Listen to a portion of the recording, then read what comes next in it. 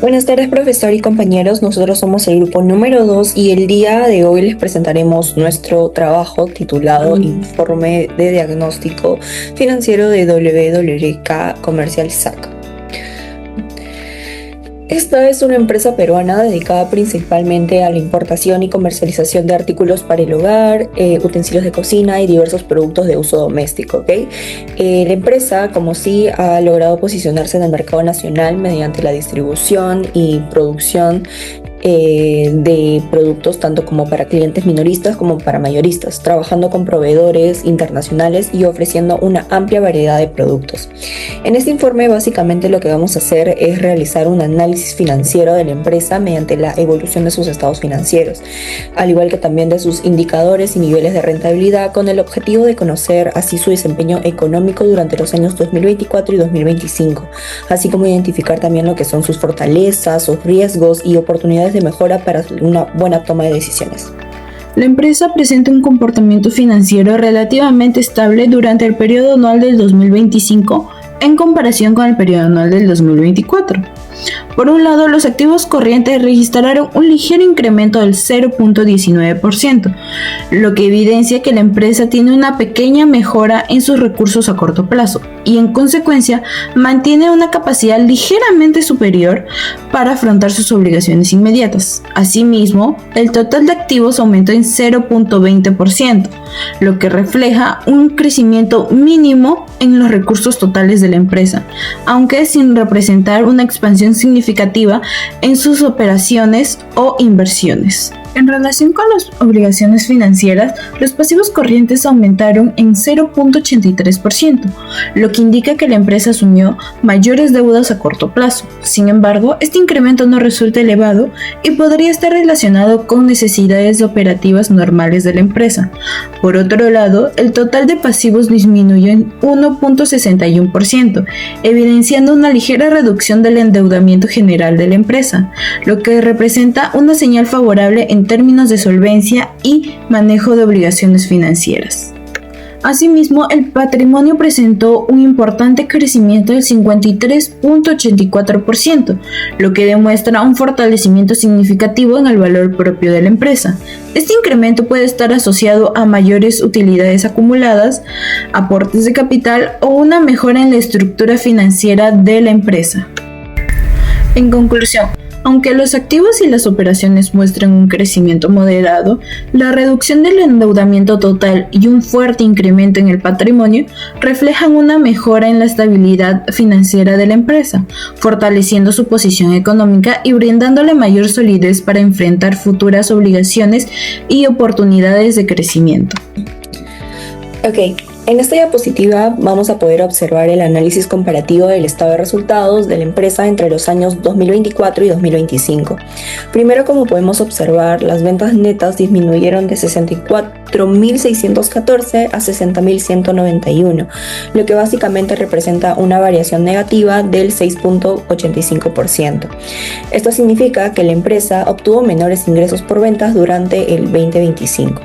Por otro lado, podemos ver que la ganancia bruta tuvo una disminución muy ligera del 0.41%, pasando de 21.725 a 21.636. Esto nos indica que, a pesar de la reducción en ventas, la empresa logró mantener relativamente estable su margen bruto. Y en cuanto a los gastos de operación, estos aumentaron en 0.62, reflejando mayores costos operativos en comparación con el año anterior. Debido a ello, podemos ver que la ganancia operativa disminuyó en 7.76%, pasando de 2.667 a 2.460. Aquí lo que podemos notar es que la empresa generó menos utilidad a partir de sus operaciones principales. Asimismo, podemos ver que el resultado antes del impuesto a las ganancias cayó en 14.78%, evidenciando una reducción importante en la rentabilidad. Y finalmente, vemos que la ganancia neta del ejercicio también disminuyó en 14.78%, pasando de 839 a 715. En conclusión, la empresa continúa obteniendo utilidades si presenta una reducción en su desempeño financiero durante el 2025. Bueno, a continuación hablaremos un poco de lo que debe ser el análisis de los ratios. Como primer punto o como primer ratio tenemos la liquidez. que acá veremos el escaso efectivo inmediato. Vemos de que la empresa muestra una liquidez corriente de 1.27, lo que significa que pues, sus activos corrientes superan por mucho a sus pasivos corrientes. Sin embargo, la liquidez absoluta, que viene a ser apenas de un 0.034, revela que solamente contamos con 3 céntimos de efectivo por cada sol de deuda a corto plazo. ¿Cómo vemos esto? Pues con la prueba ácida, que también nos confirma que la empresa depende de la venta de sus inventarios para cumplir sus obligaciones. Luego tenemos la solvencia, y acá vamos a ver lo que es el alto nivel de endeudamiento. El riesgo financiero pues viene a ser elevado, ya que hay un apalancamiento del 0.95. ¿Qué significa eso? Que el 95% de los activos están financiados por deudas. La estructura del capital es de 19.01. Esto nos indica que por cada sol de patrimonio existente hay más o menos 19 soles de una deuda externa. Además, la cobertura de gastos financieros, que vendría a ser del 1.79, nos da un margen estrecho como para cubrir el costo de los intereses con la utilidad operativa. Luego tenemos la gestión y eficiencia, y acá tocamos el punto de ciclo de caja prolongado. La operatividad se mantiene gracias a una estrategia agresiva con los proveedores. ¿Cómo sabemos esto? Pues con 3 puntos claves, lo que viene a ser la cobranza y pagos como primer punto, que nos dice que la empresa cobra a sus clientes en 70 días, pero extiende el pago a sus proveedores en 150 días. Luego tenemos otro punto, que es el inventario, que es donde vemos las rotaciones de 3.5 veces al año, ¿no? Con una permanencia de los productos en el almacén de 103 días. Por último, tenemos el ciclo de caja. Acá vemos el resultado de un ciclo de caja sumamente extenso, ya que cuenta con 323 días, lo que implica que el capital permanece inmovilizado casi un año completo, antes de ser retomado como efectivo. En conclusión, la empresa opera bajo una estructura de alto riesgo financiero y de baja liquidez inmediata, sosteniendo su flujo de caja principalmente a través del financiamiento extendido, como podemos ver con los proveedores. En el año 2025, la empresa WWK Comercial SAC muestra una mejora leve en comparación con el 2024. Se nota que ahora tiene más efectivo disponible, lo cual es positivo porque le da una mayor capacidad para afrontar pagos en corto plazo. Sin embargo, en general no se ve un crecimiento fuerte en sus activos, lo que podría indicar que la empresa no está invirtiendo mucho o se está manteniendo estable. Por el lado de las deudas, el total ha bajado un poco, lo cual es una muy buena señal, aunque algunas obligaciones a corto plazo han aumentado y podrían generar cierta presión si no se llegan a manejar bien. Lo más destacable es que el patrimonio ha crecido, lo que significa que la empresa está generando utilidades y fortaleciendo su valor. En conjunto, la empresa va por un buen camino, pero todavía depende bastante de las deudas. Así que le convendría ir mejorando o seguir mejorando su estabilidad financiera, reduciendo ese nivel de endeudamiento. En esta parte analizamos la amortización del préstamo que obtuvo WWK Comercial SAC por un monto de 5 millones de soles, el cual fue utilizado para financiar el capital de trabajo y así modernizar sus operaciones. Para devolver este préstamo, la empresa utilizó el método francés, que se caracteriza porque las cuotas mensuales se mantienen iguales durante todo el periodo del préstamo. El préstamo tiene un plazo de 5 años. Es decir, 60 meses, así aplicando una TEA del 12% equivalente aproximadamente a una TEN del 0.95%. Gracias a ello, se obtuvo una cuota fija mensual de 109.678.48 soles. Cada cuota en sí está compuesta por 2 partes, intereses y la amortización, aunque el monto de la cuota siempre es el mismo. La distribución cambia, claro, conforme pasan los meses. Al inicio se pagan más intereses porque la deuda todavía es alta, mientras que con el tiempo los intereses disminuyen y la amortización aumenta.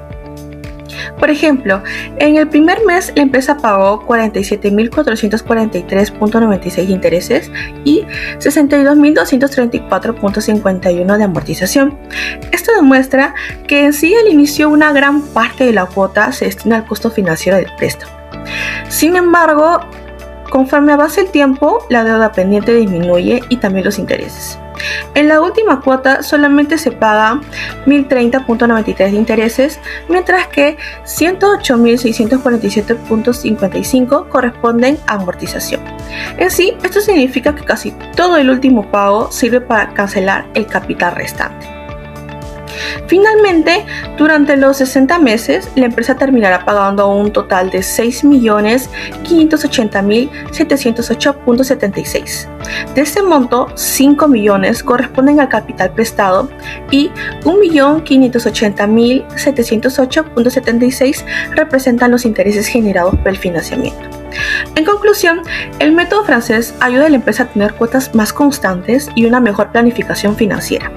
Sin embargo, claro, también podemos observar que en los primeros meses se pagan más intereses y ya recién en los últimos meses la mayor parte del dinero se destina a reducir la deuda. Como podemos observar en la tabla, el valor de la acción mostró una tendencia generalmente creciente, pasando de 8.45 soles en el primer día a 9.31 soles en el día 14. Esto refleja que, en términos generales, el desempeño de la acción fue favorable. Sin embargo, también existieron algunas variaciones negativas en ciertos días, lo cual es normal dentro del mercado financiero, pero aún así predominaron los rendimientos positivos. La rentabilidad promedio fue del 0.75%, lo que indica que la empresa generó un rendimiento positivo para los inversionistas durante el periodo analizado. Por otro lado, podemos ver que la desviación estándar fue de 2.70%, lo cual representa una volatilidad moderada. Esto quiere decir que las variaciones de rentabilidad no fueron excesivamente riesgosas. Además, el coeficiente de variación fue de 3.60. Este indicador relaciona el riesgo con el rendimiento y nos ayuda a medir qué tan estable fue el comportamiento de la inversión. Finalmente, el intervalo de rentabilidad muestra que el rendimiento mínimo fue de menos 1.91%, mientras que el máximo alcanzó el 3.45%. En conclusión, podemos decir que las acciones de WWK Commercial SAC presentaron un comportamiento relativamente estable y atractivo, ya que a pesar de algunas fluctuaciones, la tendencia general fue positiva y con un nivel de riesgo moderado. Bueno, en esta parte voy a explicar lo que es el bono cupón cero de WWK Commercial SAC. La empresa decidió emitir este bono para poder conseguir dinero y así financiar sus proyectos de expansión y mejorar sus operaciones. Este tipo de bono se llama cupón cero porque durante todo el tiempo que dura el bono no se pagan intereses periódicos. O sea, la empresa no va pagando poco a poco, sino que ya al final se paga todo. En este caso, el bono obtiene un valor nominal de 10.000 soles, pero los inversionistas lo compran a un precio mucho menor que 6.499.31 soles. Entonces, básicamente, el inversionista invierte ese monto hoy y ya después de 5 años recibe los 10.000 soles completos. La diferencia entre lo que pagó y lo que recibe al final es la ganancia que obtiene el inversionista. Además, este bono tiene una TIR de 9% anual que representa la rentabilidad que genera la inversión durante esos 5 años. También en la diapositiva podemos ver la fórmula que se utilizó para poder calcular el precio actual del bono. Así, tomando en cuenta el valor nominal, la tasa de retorno y el plazo. Desde el punto de vista de la empresa, esto le beneficia bastante porque puede obtener capital inmediato sin tener que estar pagando intereses constantemente. Eso lo ayuda a mantener una mejor liquidez y usar ese dinero para poder seguir creciendo y fortaleciendo sus operaciones. Bono cupón descuento. WWK Commercial SAC, con el propósito de financiar proyectos de inversión y reforzar su capital de trabajo, realizó una emisión de bonos corporativos de cupón descuento. Los inversionistas recibirán pagos periódicos de intereses semestrales y el reembolso del valor nominal al vencimiento del bono. La emisión de bonos corporativos de cupón descuento realizadas por WWK Commercial SAC representa una alternativa de financiamiento utilizada para obtener recursos destinados a proyectos de inversión y al fortalecimiento de su capital de trabajo. En esta operación, el bono posee un valor nominal de 10.000 soles, a un plazo de 5 años, y un rendimiento requerido por los inversionistas del 10% efectivo anual.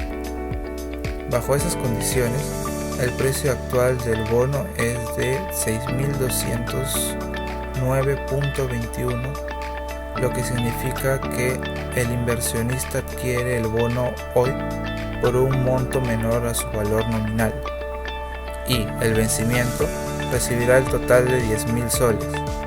La diferencia entre ambos valores representa la rentabilidad obtenida durante el periodo de inversión. Este mecanismo resulta favorable tanto para la empresa como para los inversionistas, ya que WWK Commercial SAC podrá captar financiamiento inmediato para impulsar sus operaciones, mientras los inversionistas obtienen una rentabilidad atractiva acorde al riesgo y al plazo pactado. A continuación veremos lo que viene a ser la evaluación de la acción común. En este ejercicio vemos que se utilizó el modelo de descuento de dividendos, o sea el MDD, para estimar lo que es el valor de una acción. Como primer punto se calcula el dividendo por acciones tomadas, es decir, la utilidad neta, que sería aproximadamente 715.000, y a esto le aplicamos una política de reparto del 40%. Luego, como vemos, se proyectaron los dividendos para los próximos 5 años, siempre considerando el crecimiento anual, que en este caso es del 4%. Después, cada dividendo proyectado fue descontado del valor del presente utilizando lo que viene a ser la tasa de rendimiento requerida por los accionistas, que sería del 12%. Al sumar los valores presentes de todo esto, tenemos un proyectado y vemos que se obtuvo un valor estimado de las acciones que sería de 8.53. ¿Qué significa esto? Pues que según la capacidad de la empresa para generar dividendos futuros, cada acción tendría actualmente un valor aproximado de 8.33. Análisis de decisiones. Decisión 1. Monto de valor negociable. Se decidió invertir 100.000 en valores negociables debido a que la empresa contaba con una excelente liquidez y una prueba hacía favorable para este trimestre. En lugar de dejar el dinero ocioso en caja sin generar rendimientos, se colocó en este instrumento financiero para rentabilizar los excedentes temporales, mientras nosotros evaluamos futuras expansiones. De decisión 2 a 8, el financiamiento y endeudamiento, que vendría a ser el descuento de cuentas por cobrar, préstamos, bonos y emisiones de acciones. Todos estos campos se dejaron en cero o vacíos, más que todo por una estrategia de control de riesgo y estructura de capital. Préstamos y bonos 3, 4, 5 y 6, el nivel de endeudamiento actual de la empresa ya era elevado. Como la liquidez operativa era buena, meter más deudas había presionado innecesariamente el flujo de caja con gastos financieros. Acciones 7, 8, 9 y 10. No se emitieron acciones ni se modificaron dividendos porque preferimos mantener la estructura patrimonial intacta, así evitar la dilución de valor y no arriesgar la estabilidad de flujo, del flujo de efectivo ante las deudas iniciales sobre el comportamiento del mercado.